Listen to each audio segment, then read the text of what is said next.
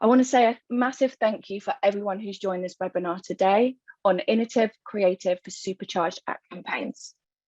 My name is Louisa Dalmaschio and I'm going to be the host for this webinar.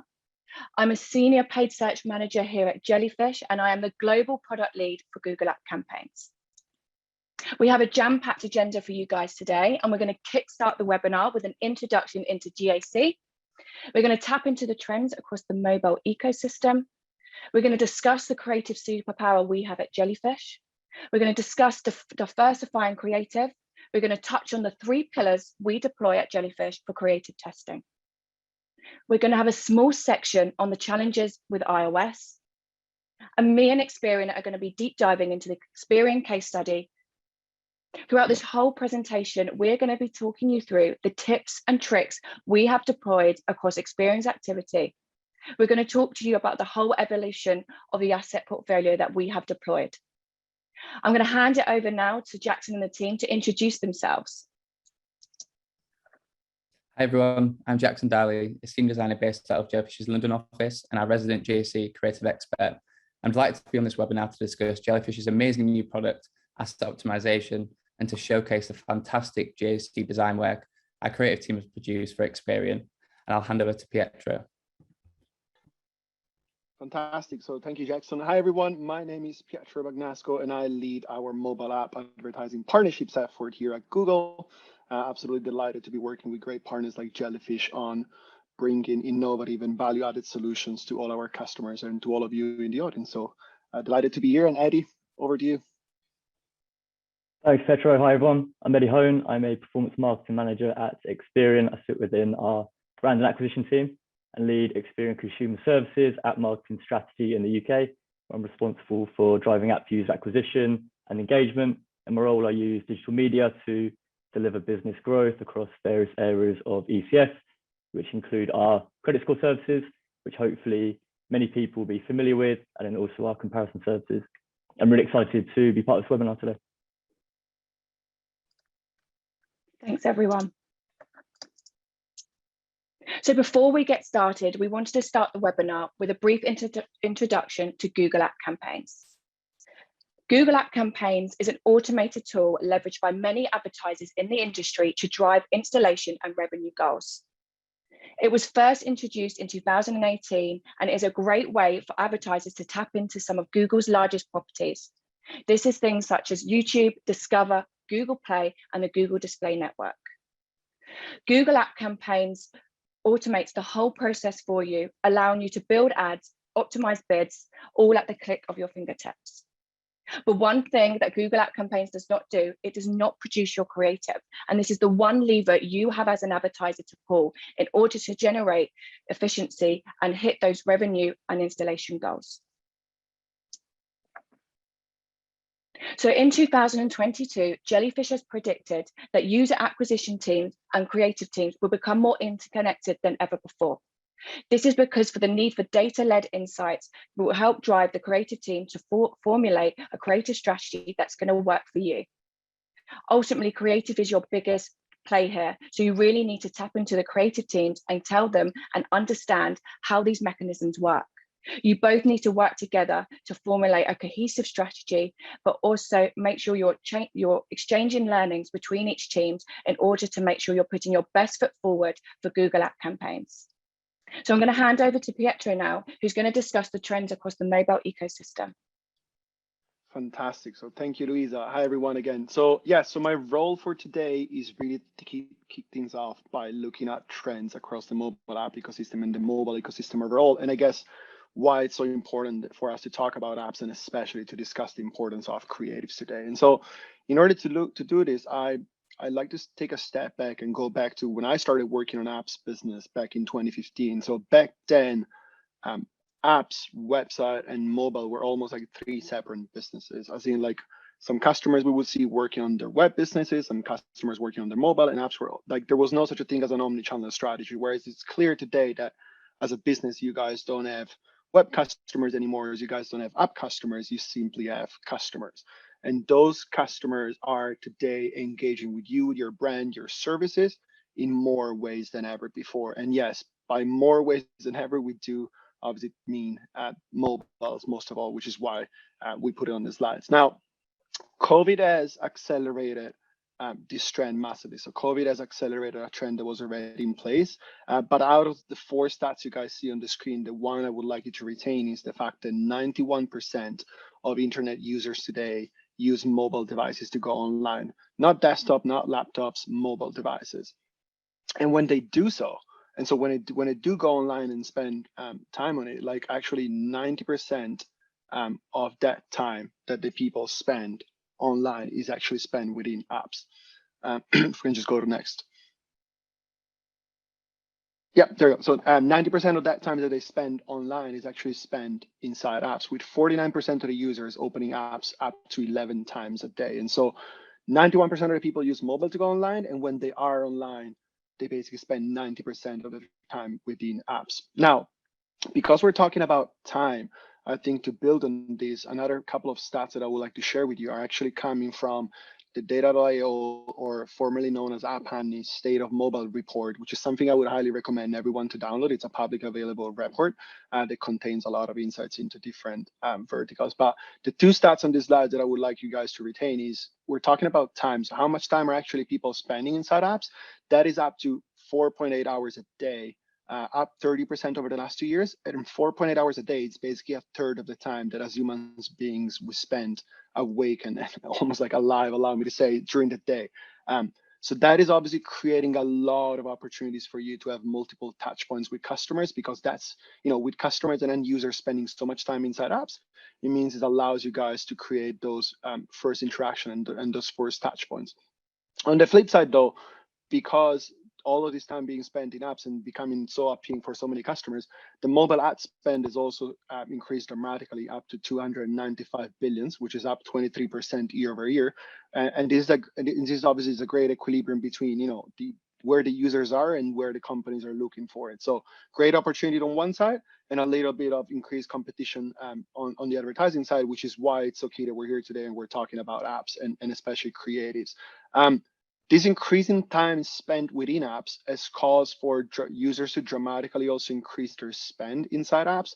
And so on this graph here, you can see across all basically major countries. And so you have the UK, Germany, France, you have basically all countries there. Like the purple line shows you how much the consumer spend inside app has grown. And so users are not only ready to do it, they're not only used to spend money inside apps, but they're now proactively looking to spend money in apps as a way to transact with your business. And as I said, on the flip side, this also means that we looked at like the increased competition on the mobile ad spend, but also on just like how many apps are being released. And so as you can tell from this graph, like both on iOS and Android, there's an increasing number of apps being released in the store, which is why it's absolutely paramount that all of you consider a strong media strategy and a strong creative strategy, because creatives, as we will see in a second, are really the one thing that allows you to have a smooth first interaction with the customer and to really convince them to download your app. So to bring this all together, why are we talking so much about apps and why are apps so important? And I'll leave you with a few stats, is apps customers are just your best customers overall. And so they tend to spend 3.5 times more than non-app customers. And that's because the apps usually allows them for a better UX, a better experience, and easier transactions. They also spend more often. So we notice that customers that are on your apps, then they usually have the 3x the repeat rate purchasing compared to non-app users. But also a key touch point that I wanted to call out is this omni-channel piece that I started my presentation in my part with. And so users that actually do enjoy your app experience, that have a great UX, a great experience on your app, they tend to then use all of your channels more by visiting your site more than twice as much. And just to prove it and show you guys that all of these are not only stats, but actually it's happening in the real world. One thing that resonated a lot with us is Nike's CEO in Q4 2020 earnings call. We're talking about the earnings call for the entire Nike business. So they're talking through apparel and let's say their regular business. For the first time ever, I believe, there was a big call out on the role of apps. So they saw a 200% growth in the Nike app, $1 billion run rate for the sneakers app, but most importantly, this omni-channel piece that I just touched upon, where the CEO really affirmed that Nike's users that actually connect with their brand with 2 or more of their platforms, with apps being now a key part of that, actually have a lifetime value that is 4 times higher that the customers have don't. And so To close things off before I hand it over to, to the team, we saw that 91% of the users use mobile to go online. When they do go online on their mobile, they actually spend 90% of the time inside apps. And both the consumer spending and the time spent in apps is increasing dramatically, but so is the competition and so is the number of apps that are being released. And so it's absolutely fundamental that all of you in the audience have a clear media strategy, but even before so, it's absolutely fundamental that you nail your creative strategy, because creatives at the end of the day are the first touch point the customers will have your brand, are what allows you to actually stand out to your competition and clearly communicate your USP to customers. And so I'm really happy and delighted that Jellyfish and Experian today will talk to you more about like some of the great stuff they've done together in helping Experian stand out, and also Jellyfish, some of the great stuff they have in store for you for 2022. So Jackson, I'll hand it over to you. Thanks, Pietro. So yeah, I'm going to talk you through the creative superpower. I wanted to start with this slide to really highlight how important creative is for a GAC campaign, and that 70% of a campaign's performance is down to the creative alone. And this statistic has been produced from measuring the impact of an account if it was left as it is, with no creative optimizations, versus implementing a restructure and creative best practices to improve that performance, which is just fantastic. And this brings us nicely on to asset optimization. So asset optimization is Jellyfish's new product offering, which in short is optimizing existing clients' digital assets into ad formats that are built specifically for platform, placement, audience, and objective. And this is based on our expert knowledge of the various channel ecosystems such as JAC, and we work directly with our media teams to understand what we need to deliver for success against our clients' objective, and ultimately to ensure we give our clients the platform to perform in these spaces. Asset optimization is based on a test and learn ideology, taking the lead from our media planners, ensuring that we're continually optimizing our assets as well as our media buys. We aim to improve campaign performance, but also with the operational challenges as well. The optimal asset optimization strategy, which we've implemented for Experian and we implement for all our clients, consists of initial audit of current creative assets. We'll then make recommendations based on the audit, how to improve those assets using creative best practices. We'll then develop a testing roadmap, and our creative team will create new assets, including different variants to test. We'll then pass those assets over to our media team. They'll set up campaigns and run the new creative to maximize the performance of those assets. And this method is repeated to ensure we're constantly optimizing for our clients, improving their performance after each cycle. And the product as a whole really brings together multiple teams within Jellyfish with the sole aim of improving clients' campaign performance using asset optimization with its learning ideology at its core. So asset optimization looks great in theory, and outlined on this slide is how we put that into practice. So as stated on the previous slide, asset optimization the first step is a creative audit. And here you can see the audit carried out for Experian, which is a joint venture by both the media and creative teams. So unfortunately, the creative received a really low score of 30 out of 100, but the positive was it's a great opportunity to use creative best practices to dramatically improve that score. And the reason for the low score was that the assets provided by Experian were unoptimized display creatives and not fit for purpose for GAC. So we carried out the audit by scoring 5 key creative buckets out of 20 to make that overall score to the 100. And the 5 key areas you can see within the table are design with a really low score of 8, copy with an even lower score of 6, and call to actions, which was a standout here with 16 out of 20. So really great score for that category. And then animation and interactivity with scores of 0. This is purely because we're scoring flat static display assets. So you can see the elements that the creative is doing really well and some areas that need a lot of improvement. Overall, the designs are really clear, consistent with clear CTAs, which are visible to users, but that core message really lacks immediate impact. There are quick wins that Jellyfish is able to do to fully optimize his assets and make them fit for purpose to be used as GAC assets. So we're going to look at some of those quick wins, which are really easy to implement. So the first one is there is to just improve visual hierarchy of text, ensuring a key message or USPs are communicated to users, to add App Store badges, which will add instant trust and credibility with users. And we also want to add simple animations, which will dramatically improve the animation and interactivity scores. We also want to maximize the creator's reach by creating assets in all size ratios and formats. That'll be static, video, and HTML5. And these are all essential to include within a client's GAC asset network.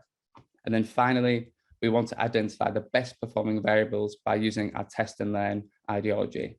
So I'm just going to pass over to Eddie now. He's going to discuss the challenges that Experian faced with their old creative assets. Thanks, Jackson. I'll be providing some context around the challenges that myself and the team at Experian were facing in regards to digital creative and what we were looking to solve. As you can see from the low score from Jellyfish's creative review, our app creative was lacking impact and visual appeal. We were aware of this. This was the very first creative that we ran in the channel and was for a proof of concept test on app marketing. Due to budget constraints, we couldn't invest more into creative at that stage of our campaign, but we did know that it was an area we would improve once we proved the viability of GAC as an app acquisition platform. We were facing a few challenges. Our creative didn't align with the channel. We didn't have purpose-built creative specifically for GAC. We were repurposing assets from other channels such as display, which weren't produced to be at first. They weren't fully optimized for the platform. They did work for us when we were first launching our campaigns, but as we scaled, the need for purpose-built creative has become ever more important. Any marginal gains we can make in performance have a big impact on business results for us. So I was really keen to improve that. We had a short-term view, and we were reactive in our approach to creative, mainly due to resource and investment.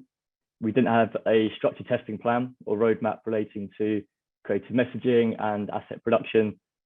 Essentially, we were lacking a holistic long-term creative strategy, which is what we wanted to achieve this year with our overall app strategy. We had a lot of gaps in our creative, which was preventing us from scaling activity. We only had the static display images you can see here on the right, which is limiting our exposure across the Google network. We didn't have any video assets, which meant we weren't able to run activity across YouTube. And the gaps in creative prevented us from launching new campaigns due to not being able to tailor our messaging to different audiences. In terms of internal resource at Experian, we have a great design team here who we work with across a range of campaigns and initiatives. However, we're competing with all other teams in ECS for their time. They're very much in demand. So it can be a challenge to have consistent resource each month for digital creative. And then finally, I wanted to create a closer connection between our creative and media buying teams. I wanted the platform expertise of our media buying team at Jellyfish, combined with the use of data and analytics to help guide the creative at the planning stage, to maximize performance of all the assets we're running and to give our campaigns the best chance of success. So those were some of the key challenges. I'm going to hand back to Jackson, who will be running through some of the results that we've seen. Thanks, Eddie. So the assets you can see here are Experian's refreshed, optimized GAC assets. And not only do they look amazing, they've significantly improved our GAC network performance. And the results are incredible. The tap-through rate has increased by 33%. The cost per click has been reduced by 66%. And there's been a huge 43% increase in conversion rate. And these results were all made possible by the creative changes we've made. The overall design has been simplified. The USPs can now be seen at a glance with only the essential text visible to users. And this is really key to influencing users to act on the CTAs, which will then improve the campaign performance. In addition to the key design considerations that improve creative, such as adding at-store badges to create instant trust and credibility with users, we have also placed App UI in situ. This provides context to users at a glance, and users engage more with relevant images. Therefore, adding the App UI in situ is proven to drive downloads. And then the main point we want to tackle was the animation and interactivity scores. These were areas that Experian's assets need the most creative attention. A vital part of improving GAC network performance is to maximize the asset coverage. And we simply didn't have enough assets that were fit for purpose. So we used these static optimized assets as the starting point and then brought them to life to produce a series of HTML5 assets, which users responded really well to. And you can see the animated GIF on the right there. So I'm going to pass back over to Eddie. He's going to talk you through the impact of implementing asset optimization. Thanks, Jackson. I highlighted creative as a fundamental element within our overall app strategy this year that we need to improve to help us achieve our app growth targets. We were facing challenges, but it was also an opportunity for us. We wanted to revamp our whole digital production process across all channels, with app creative being a key focus within that. We assessed a number of external options when deciding on how best to do this, and we felt that Jellyfish's asset optimization solution was the best fit for our specific needs. And as you can see from the results that Jackson just shared, our partnership did help us to improve the performance we're seeing from our creative. I wanted to improve our channel alignment for GAC and maximize our performance through producing creative specifically for the platform, placement audience, and our objectives. The asset optimization solution did help us to do this. We're no longer using square pegs and round holes and repurposing creative from other channels, which has led to the uplift that we've seen in conversion rates and tap-through rates. In terms of visual appeal, we wanted to bring the user interface of the app into the creative, and Jellyfish's creative team were able to bring us to life through video and animations, and that's clearly been resonating well with our audience due to the uplift in performance that we've seen.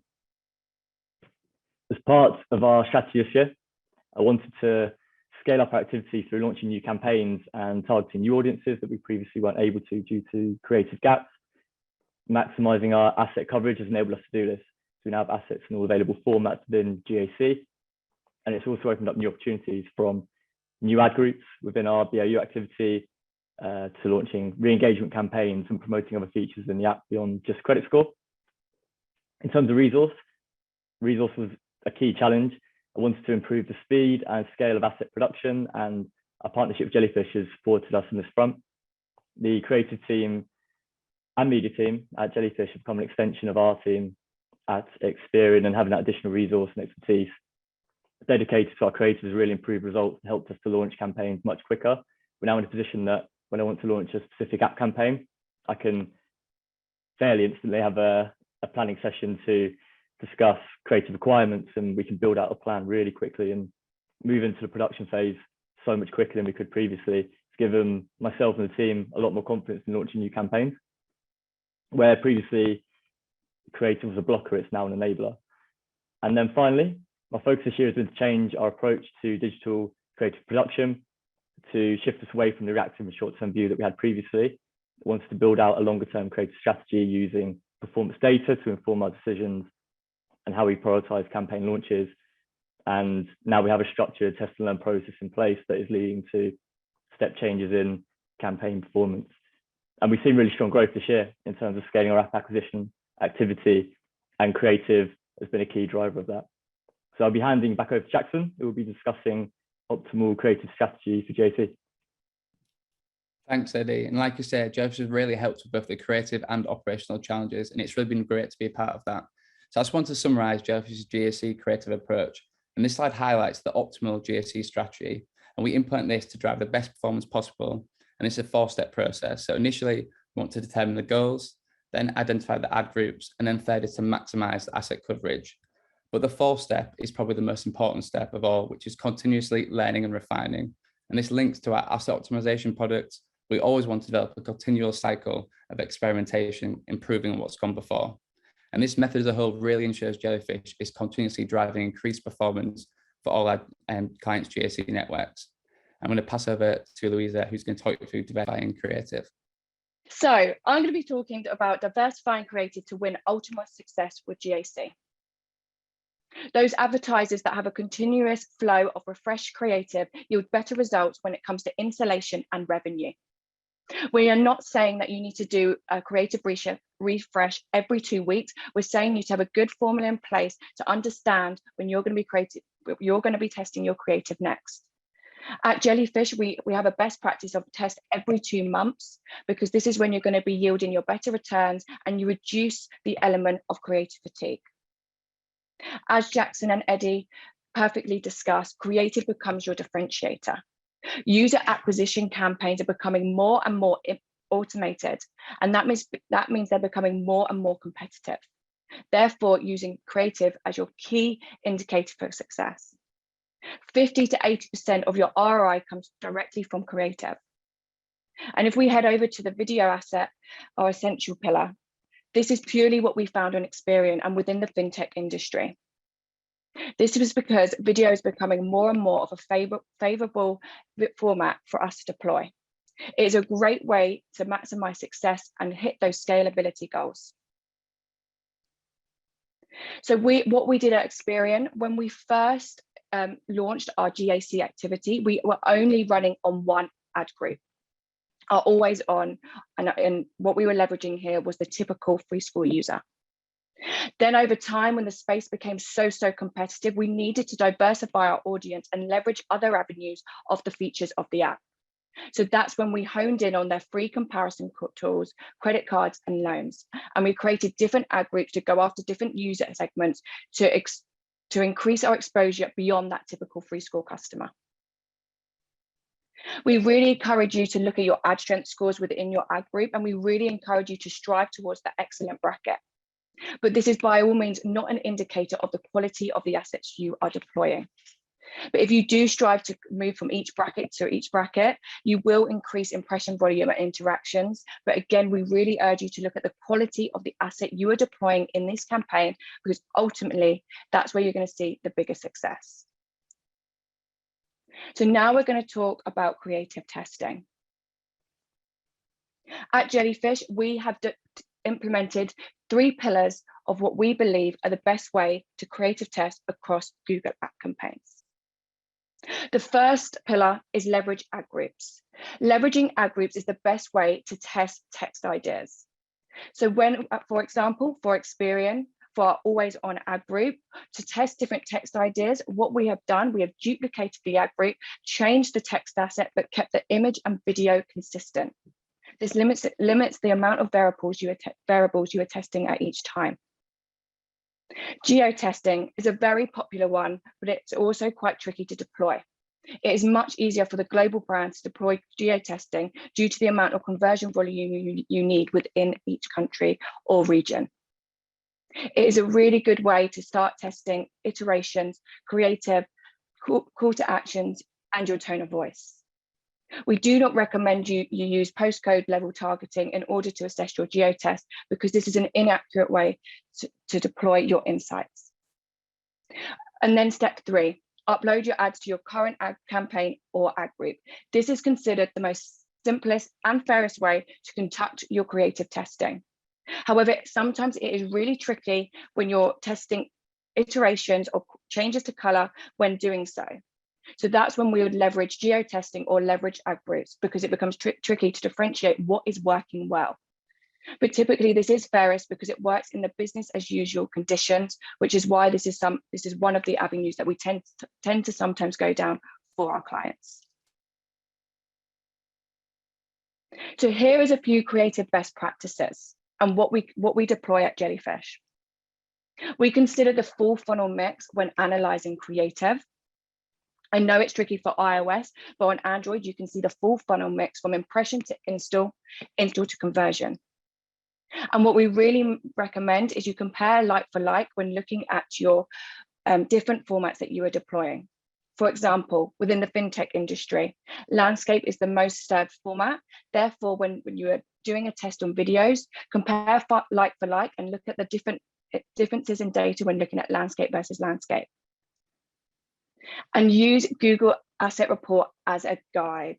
Do not use this as your holy grail. Use this as a foundation for your creative analysis, because what this asset report actually ranks you on is your scalability, and it does not consider your core KPIs when producing those results in the asset report. And what I can't stress enough is understand what concepts work before you move on to testing iterations. Understand what is working for that channel before you do the small tweaks, call to action, colors, and things like that, because it is so hard to test concepts and iterations at the same time. And one of the main takeaways we want you to walk away with today is use your leverage analytics tools to inform your creative strategy. You have a wealth of materials at your disposal, so use them. YouTube Analytics is a great way to understand your drop-off rates on your GAC video. But the GAC video has to be bespoke to the campaign, or it can reduce the insights that you see within YouTube Analytics. But it is a great way to understand when that user is dropping off on your video and whether you need to move your CTA further or move it sooner within the video. GA4.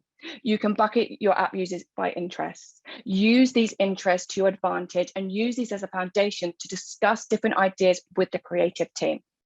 Yes, it is really broad and it is sometimes dilutes what you see it as a user, but you can use these insights to leverage and inform your strategy for your creative optimization. And I'm going to just go through some quick tips on iOS. And one main point that I really want you to walk away with is Android and iOS are not always comparable. We do really recommend testing within your Android environment, but we do want you to consider that between different operating systems, you have a different makeup of user. Your Android and iOS users come to your app for different reasons. So leverage your insights that you have in GA4, leverage your first-party data, leverage your YouTube analytics to understand what makes those different users tick. You are limited with strategic ideas. Yes, across iOS you are. You can't delve into that asset level detail. But just because you can't track them does not mean that user does still not exist. Test new ideas, continuously test. Quality over quantity is absolute key for iOS. Start small and scale as you go through your process. So it's really exciting. We're going to be discussing the Experian case study of what drove success over the past 2 years. So this case study is slightly different to what Jackson walked through with you earlier. This case study is only honing in on the ad group diversification and what happened when we implemented videos. So Eddie's going to discuss the business challenge that they came to Experian to Jellyfish with. Thank you, Louisa. A key challenge we've been facing this year with our app marketing is incredibly high levels of competition. We're really impacted by the finance vertical becoming more competitive than we've ever seen. And that was partly as a result of the shifting consumer behaviors during the pandemic that Pietro discussed earlier. Our competitive set became much wider compared to our traditional credit monitoring vertical, and we had to adapt our strategy to tackle this. One area we did this was through diversifying our creative. We identified video as the key asset we needed to improve and add to our ad group. We worked with Jellyfish to do this, and we tapped into the asset optimization resource to help produce these new videos that did allow us to expand out our ad groups and messaging. And the results we saw were really positive, which Louisa will run through now. Thank you, Eddie. So the results were really positive. So we saw a 92% higher install to sign up rate from videos than we did from images. And this is how we knew that video was what we needed to prioritize. And when we sent in briefs to Jackson's team, that we needed to make sure video was at the top of the portfolio. 45% of overall conversion volume was driven by these new ad groups. And these new ad groups had a 29% lower CPA than our always on ad group, highlighting that it was driving further efficiency for our campaign. Period on period, we saw a 28% increase in install to sign up rate, highlighting that these new assets were driving a higher quality of user and help driving that ROI for Experian. So we are going to skip this slide out for this moment, and we are going to just quickly head to the Q&A so you can input some of your questions in the chat box and we can answer them for you. So we've got one question in the chat box, and this one looks like it's going to Eddie. So do you have a different creative strategy for Android and iOS? Yeah, good question. Yeah, we do see differences in our audiences across devices. We're always trying to understand the difference between those on iOS and Android, and I'd say our consumer behavior in general, to try and help us provide better services for app and across all channels. That definitely feeds into creative as well. We want to make sure that our message is resonating with those different customers. That's something we'll be continuing to do. There's a lot of challenges on iOS compared to Android, and we use different data sets to try and understand those differences. It's definitely a focus for us, and one that we'll, I think, keep evolving, we'll keep focusing on. Amazing. Thanks, Eddie. Nice. We have another one. Are the videos you are referring to the animated ads you showed? Amazing. So no, so the animated ads we showed in the first section in asset optimization were around HTML5. The assets that we were talking about in the case study at the end were a little bit different, but we used the same imagery in our always on ad group that was built for the purpose-built asset optimization project within the video assets. So no, it was a little bit different. And if you need us to share any examples with you, we'll be more than happy to. We've got another one. Do you find that there is a limit to the amount of ad groups that can be effective? I can take that one, and I think Pietro, you'll be good at, if you want to chime in on that one, I think you might be a good one to answer that one as well. But It does work by case. I personally find when you've got too many ad groups, sometimes it can lose and dilute the insights. But I do think keeping to around 5 to 6 ad groups per campaign type is probably best practice in terms of scale. But it's different from business to business. For Experian, for example, I'm talking from experience, 5 to 6 ad groups seems to be working well for us. Yeah, look, I'll give a +1 to that. I don't think there is a perfect answer, unfortunately, to that. I think the rationale is really about like, look, ad groups are available for you guys there, and obviously you can decide how many you want to use. I echo Louisa in saying like, do not only think about how many ad groups and how many ads you want to shoot out there, but also like how you want to analyze stuff, because obviously ads and everything is only good if you can actually analyze and take learning. So I'll leave you with one practice that we've seen working well to some businesses is, for example, I've considered having like one always on ad group, with generic stuff, and then, for example, like have different ad groups depending on like different line of services or businesses you might have. So that could be an interesting one. But other than that, otherwise, yes, I like Louisa, like think about like not only shooting ads, but also like measuring and therefore learning and iterating. Amazing. Thanks, Pietro. We have time for just one more question, and I'm going to go through it quite quickly. How much of your impressions come from YouTube? Did you find a way to increase your YouTube traffic? That is a really common question, and I will take that one. It's a really common question. The main thing with YouTube, you need to increase your bid in tandem when you start to integrate new video assets. But also, you will not show on YouTube if the quality of your creative isn't strong enough to show on there. Your Google rep will be able to help you assess the quality, but yeah, if your video ultimately comes down to if you show on YouTube, it's your bid. So if you're deploying new creatives, increasing your bid in tandem will help you tap into that premium inventory, but also the quality. The quality needs to come through. YouTube is a premium inventory, and you need to make sure your asset is good enough to show, or Google will not show you, but your Google rep will help you understand whether that video asset is good enough to be shown. So we have run out of time, guys, but all unanswered questions will be we will follow up within an email, and there is an email alias that is associated with this event. So if you haven't asked any questions today, feel free to pop us an email and we'll do our best to answer them. But thank you so much for joining. It's been great talking about GAC.